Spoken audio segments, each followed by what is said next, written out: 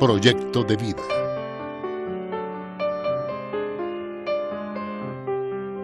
Acción de gracias. ¿Cómo crear un proyecto de vida?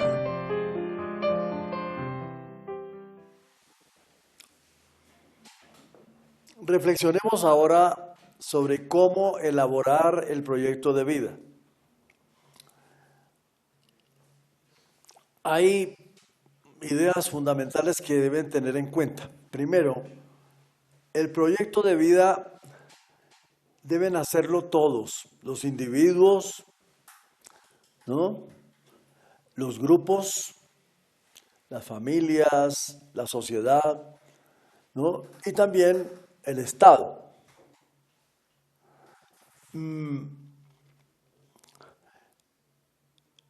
Una persona sin proyecto es un barco a la deriva.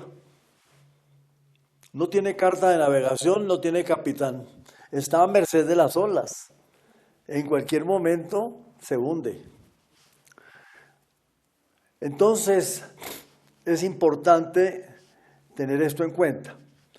El proyecto de vida es una obligación moral de toda persona, de todo grupo humano, del Estado. Y la gente no sabe cómo hacerlo, o no le interesa, o no sabe qué es eso, como he dicho anteriormente. Muchos creen que el proyecto de vida es en Año Nuevo prometer cosas que luego no cumplen.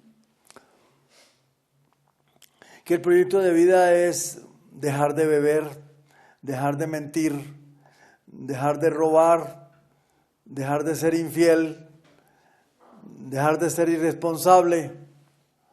¿No? Eso no es un proyecto de vida. Esos son los síntomas de un problema que debe resolverse a través del proyecto de vida. Cuando hay integración, todos los dinamismos de la persona confluyen para formar un todo armónico y todos los problemas se resuelven. Mientras usted trate de resolver individualmente cada problema, obtener logros parciales, no está en camino de realización. Eso no es proyecto de vida. De modo que no confundamos propósitos coyunturales o puntuales con el proyecto de vida, porque no lo es. El proyecto de vida cataliza, unifica todos los dinamismos de la persona en función de su realización. Con los problemas que el hombre tiene pasa lo que con los síntomas de la enfermedad. El médico pregunta, ¿qué tiene? Y le dicen, doctor, tiene fiebre, tiene vómito, tiene diarrea, tiene escalofrío. Esa no es la enfermedad. Esos son los síntomas de una enfermedad. Si el doctor le da medicinas para tratar los síntomas, para el dolor de cabeza, esto, para la fiebre, esto, para la diarrea, esto, para... Bueno, pues, apenas pasa el efecto de la droga, volverá a aparecer el dolor de cabeza, volverá a aparecer la diarrea, volverá a aparecer la fiebre, volverá a aparecer el vómito, lo que sea. Porque la causa no ha sido tocada. Es decir, los síntomas nos sirven como instrumentos de búsqueda, ¿no?, de las causas, pero el proyecto va a las causas. Va a las causas de las cualidades y de los problemas para resolverlos de una manera adecuada. Por eso se llama proyecto, que es una cosa que tiene que hacerse. Indica procesualidad, indica inteligencia en su diseño, indica disciplina en su ejecución. Entonces, ¿por qué las promesas que se hacen no se cumplen? Porque no hay un proyecto de vida que articule la existencia, que le dé unidad, que le dé cohesión, que le dé sentido a la vida, ¿no? Entonces, la importancia es inocultable. ¿Cómo se hace? Bueno, nadie puede hacer eso solo.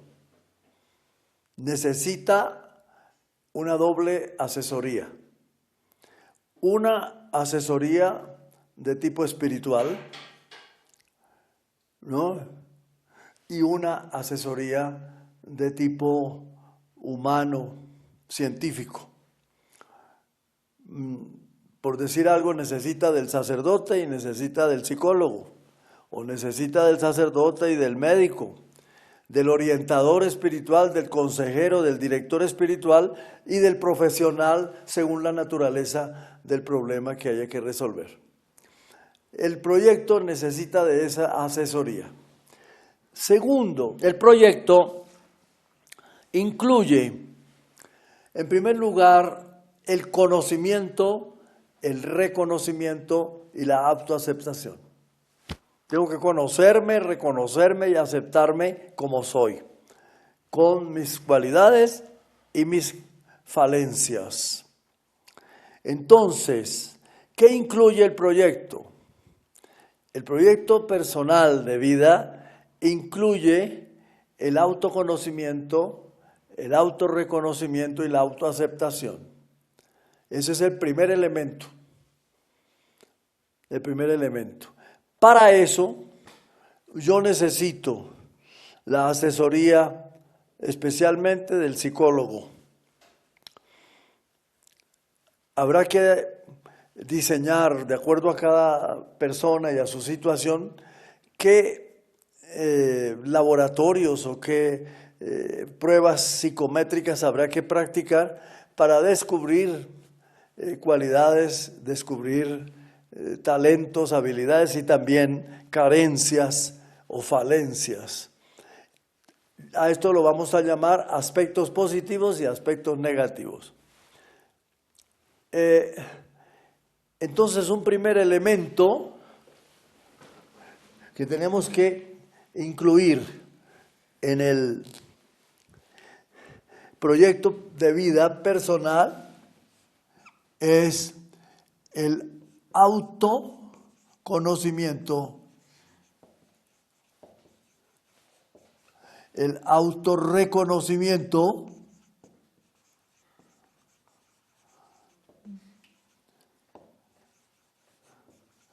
y la autoaceptación.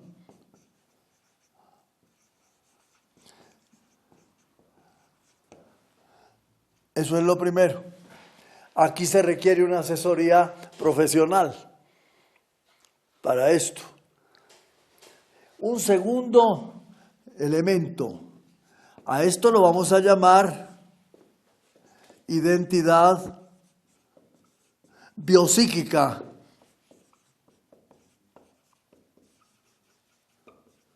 Ese es un primer elemento. En un segundo momento, vamos a necesitar establecer cómo es mi relación con Dios. O sea, mi situación espiritual. Ese es el segundo elemento.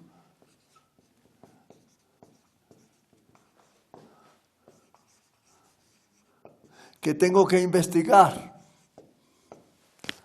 La situación espiritual. O sea, identificar básicamente cuál es la imagen de Dios que yo tengo, consciente o inconsciente. ¿Cómo me imagino yo a Dios? ¿Cuál es la imagen que yo tengo de Él? Segundo, descubrir la historia personal con Dios. ¿Cómo se ha manifestado Dios en la vida de cada uno?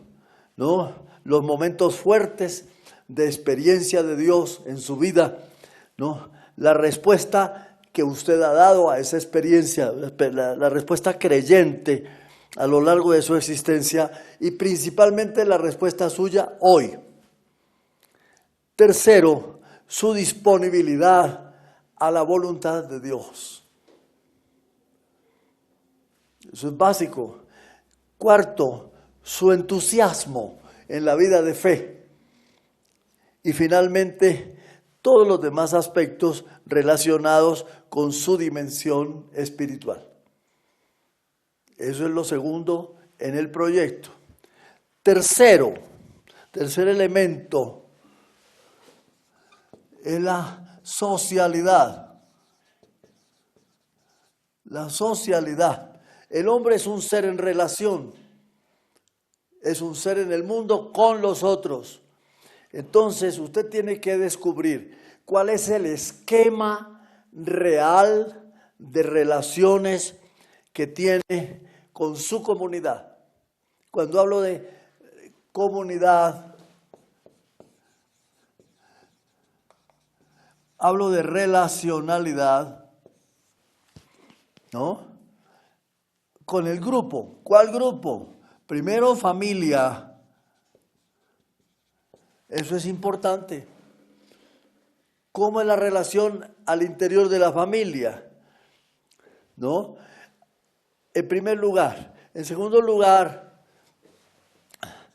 con la comunidad educativa, el colegio, la universidad, etcétera. Laboral, con su grupo de trabajo. ¿Cómo se relaciona usted con sus compañeros de trabajo? ¿No? Su relacionalidad religiosa con la iglesia, su parroquia, su movimiento apostólico, su comunidad religiosa, etc. Además de eso, con la sociedad en general. En general. Usted tiene que establecer el esquema de relaciones con su comunidad y hacer un inventario de las satisfacciones y las dificultades que tiene en sus relaciones interpersonales. Además, hacer una valoración crítica del esquema relacional actual para ver qué cosas debo cambiar. Cuarto elemento, perdón. El cuarto elemento es la formación. Esto hay que revisarlo. La formación.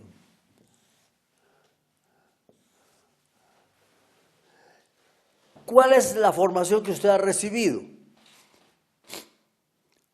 O sea, analizar cómo ha sido su proceso formativo en todas las dimensiones, la dimensión humana, intelectual, profesional. Y teniendo en cuenta que la formación es continua, porque nunca termina, que la formación es continua, entonces encontrar cuál es el reto más importante, ¿no?, que le plantea a usted su formación en este momento. ¿No? Creo que todo el mundo está desadaptado a la nueva cultura. Tiene que conocer los ejes culturales de la posmodernidad y adaptarse a eso y ver cómo va a responder. Si no, se desubica históricamente. La formación tiene que ser permanente y eso hay que analizarlo en el proyecto para no estar desactualizado. El quinto tema del proyecto es la profesionalidad.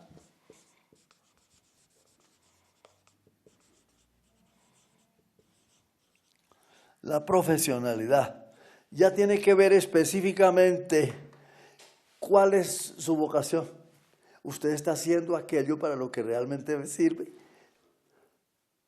o no? Entonces tiene que evaluar aquí el nivel de eficiencia profesional. ¿Qué tan eficiente soy? Segundo, la capacidad de servicio y de entrega. Tercero, el nivel de eficiencia, de ética profesional que usted tiene en el ejercicio de su profesión. Eso está hoy por el suelo. La ética se acabó. Entonces, otra cuestión que hay que investigar aquí son las motivaciones que usted tiene en su desempeño profesional. ¿Qué lo motiva? ¿Ganarse un sueldo? ¿O hay algo más? ¿Cuáles son sus reales motivaciones? Medir la significatividad de lo que usted hace. ¿Qué tan significativo es lo que yo hago para los demás? Para mis compañeros, para mi grupo, para mi iglesia, para mi parroquia, para la sociedad en general. Y finalmente, la calidad de las relaciones profesionales interpersonales.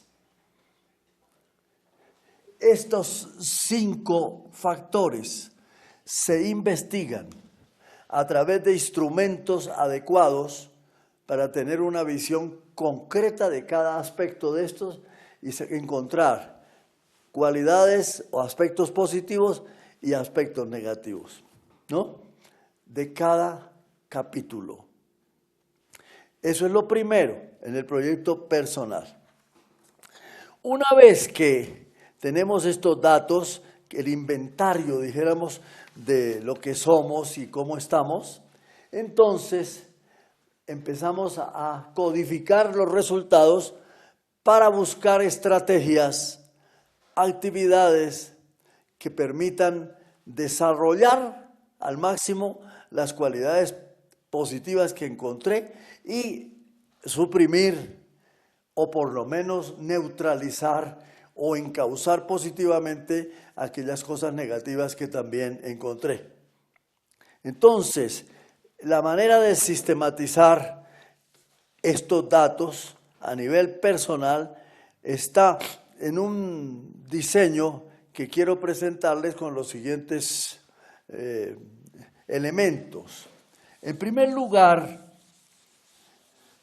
está el objetivo. O sea, el proyecto debe tener áreas definidas. Las áreas del proyecto son las siguientes. Primero, usted tiene que colocar allí el análisis de la situación que vive. ¿Qué significa eso? Colocar aquí los aspectos positivos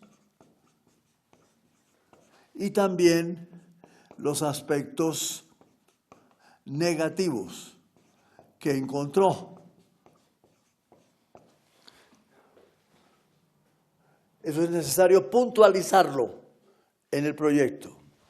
De acuerdo a esto, en un segundo momento, yo reflexiono y decido los objetivos que me propongo. Debe haber un objetivo general,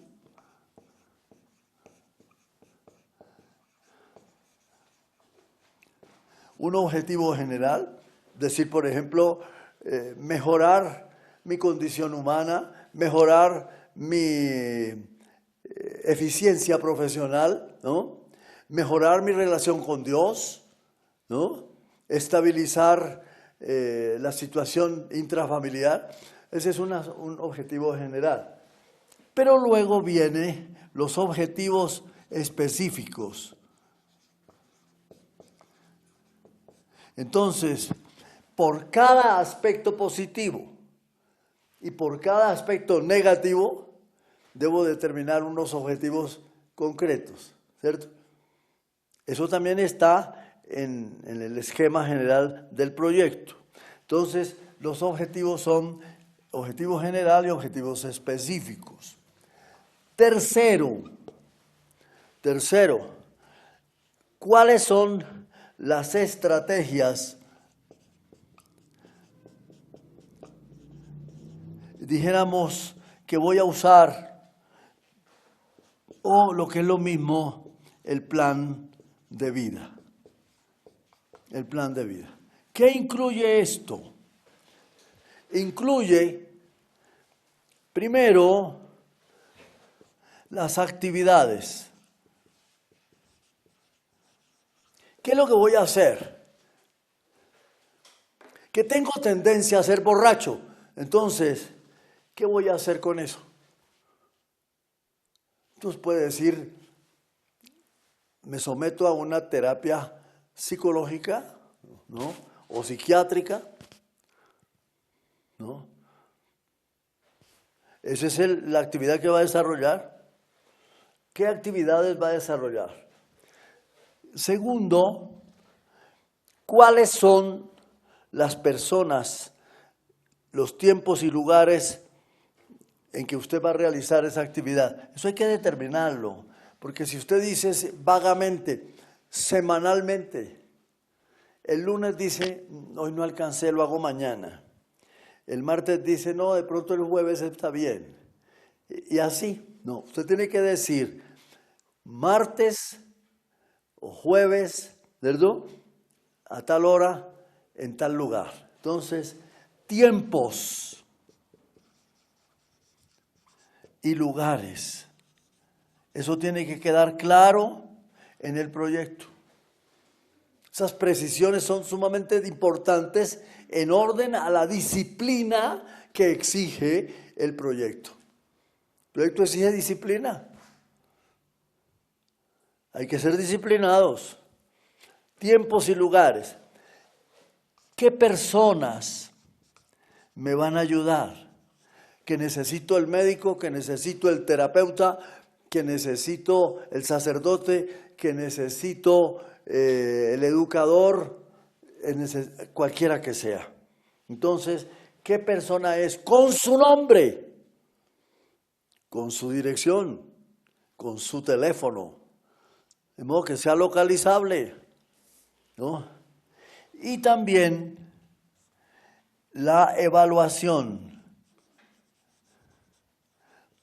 periódica que tengo que hacer del proyecto. Generalmente se aconseja hacer evaluación mensual de cómo voy.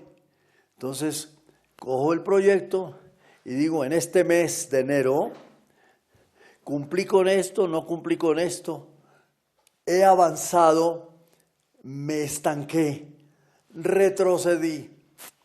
Aquí, en esto de la evaluación, a esto se le llama generalmente auditoría.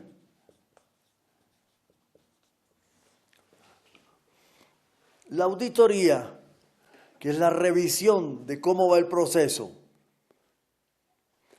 generalmente hay dos tipos de auditoría. Una personal, es autoauditoría, y la otra por parte del especialista o del asesor que tenga en relación al problema que está afrontando, ¿no? El director espiritual, el psicólogo, el médico, lo que sea, ¿no? Pero hacer una evaluación mensual para saber cómo voy en la ejecución de mi proyecto de vida. ¿Estoy avanzando? ¿Qué tanto avancé? ¿Estoy retrocediendo? ¿Por qué? ¿Me estanqué? ¿Por qué? ¿Qué modificaciones tengo que hacerle al proyecto porque no me funcionaron? ¿Está claro?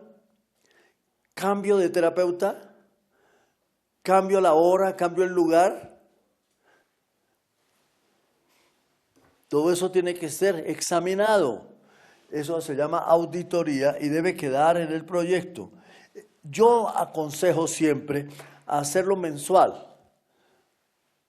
Y a las personas que hacen el retiro espiritual mensual, les digo, aprovechen el día de retiro para hacer esa auditoría, ¿no? Se sitúan en la presencia de Dios, toman su proyecto y analizan. ¿Qué hice? ¿Qué no hice? ¿Por qué hice? ¿Lo hice bien? ¿Lo hice mal? ¿Qué pasó? Hay que acostumbrarse a ser autocrítico, porque la autocrítica es un factor de crecimiento personal. Esto en relación al proyecto personal. El esquema es el mismo, diría yo, para los proyectos comunitarios. Porque el proyecto comunitario sigue la misma regla. Por ejemplo, a nivel de familia, ¿no? Yo creo que los que se casan deben llegar al matrimonio con un proyecto pensado. El proyecto conyugal, por ejemplo, debería ser un requisito para casarse. Los que se casan como proyecto tienen organizada la luna de miel, el paseo, las tarjetas de crédito para gastar, la fiesta, etcétera, etcétera, etcétera. Pero ¿cómo van a vivir? No. Hay que prever eso. Durante el noviazgo deben investigarse los temperamentos, las personalidades, las complementariedades y las disparidades de cada uno y saber cómo van a manejar la relación con base en la complementariedad. Es la única base que garantiza la supervivencia del matrimonio. Sintiendo que cada uno construye al otro como persona. De lo contrario, si no existe eso, van a ser sorprendidos por muchas cosas y no van a ser capaces de resolverlas. Tienen que determinar previamente en el proyecto conyugal, por ejemplo, cómo van a manejar la economía doméstica. Segundo, en tercer lugar, por ejemplo, otro factor importante es cómo vamos a educar a los hijos. Otro punto importante, ¿qué vamos a hacer cuando se nos presente un conflicto? ¿Cuáles serían las estrategias a seguir para resolver el conflicto? ¿Cómo vamos a manejar el diálogo entre marido y mujer? Son aspectos fundamentales de un proyecto conyugal. Deberían llegar al matrimonio con el proyecto escrito y firmado. Nos comprometemos a vivir nuestra conyugalidad de esta manera. ¿Qué va a pasar si surge un problema entre la familia del esposo y la familia de la esposa?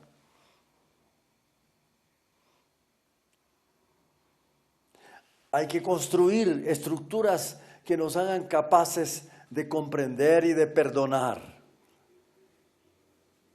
La vida familiar, como toda vida comunitaria, exige una plataforma sólida sobre la cual debe construirse. Y ese es el proyecto. Y aquí el 99.9% de los matrimonios llega a casarse sin proyecto. Lo único del proyecto que han hecho es comprar la cama. Pero el resto no saben nada más. Y los hijos vienen y empiezan los problemas. Y no saben cómo resolverlos. Y se presenta un conflicto entre la suegra y la nuera y no se sabe cómo resolver. Y ese problema se transfiere a la relación de los esposos y se pelean ellos y terminan en ruptura. Por un problema que no es de ellos. No saben manejarlo. Que si usted es temperamentalmente sanguínea y el otro es flemático, ¿cómo van a manejar esa diferencia temperamental? De manera que sea complementaria. Yo creo que eso nunca lo piensan. Debería haber un proyecto conyugal. Y cada institución, de acuerdo a su naturaleza, a sus objetivos, debe tener un proyecto. Y a veces confunden proyecto con estatutos. No es lo mismo. El estatuto es un instrumento jurídico de funcionalidad, pero no es un proyecto para el logro de unos objetivos comunes. No crea comunidad, no genera comunes denominadores en la gente para comprometerse con un ideal común. La parroquia debe tener su proyecto. El país. Colombia no tiene un inventario de recursos. Debería tener un inventario de recursos físicos, de recursos naturales y también un inventario de recursos humanos. Por lo menos a los jóvenes que estudian deberían hacerles un perfil para saber cuáles son los coeficientes de inteligencia, para dónde apunta la personalidad de cada uno de los muchachos y de acuerdo a eso planificar si se debe o no se debe abrir una nueva facultad de medicina o una nueva facultad de derecho o lo que sea.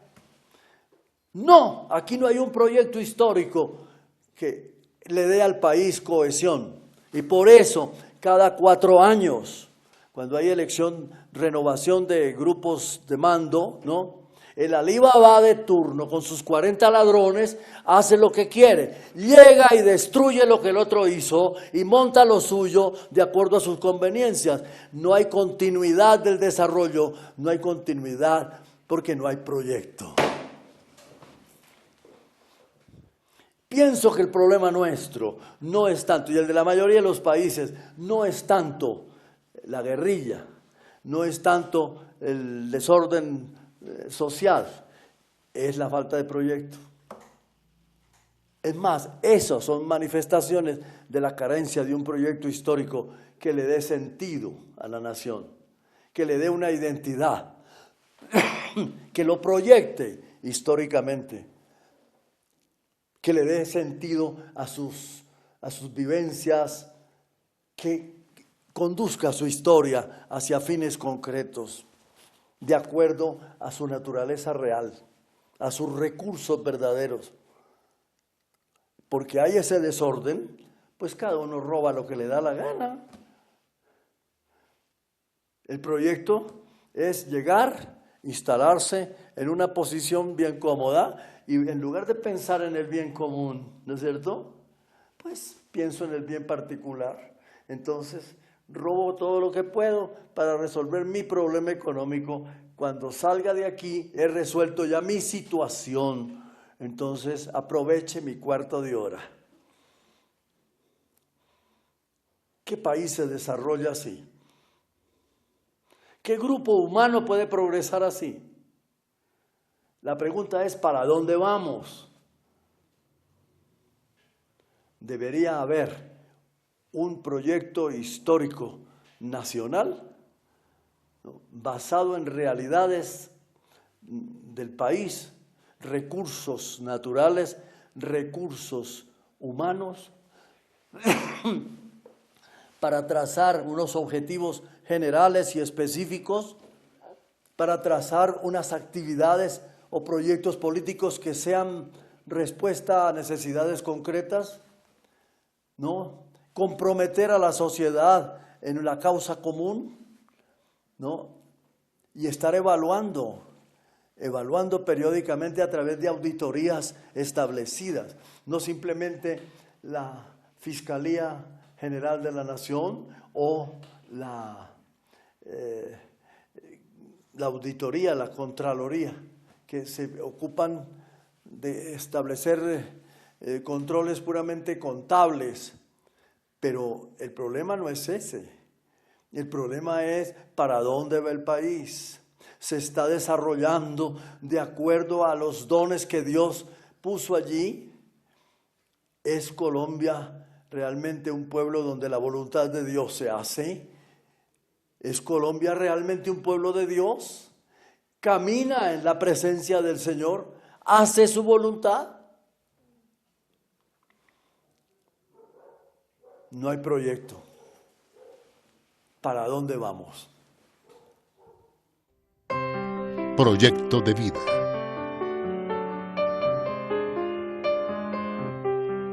Acción de Gracias. Cómo crear un proyecto de vida.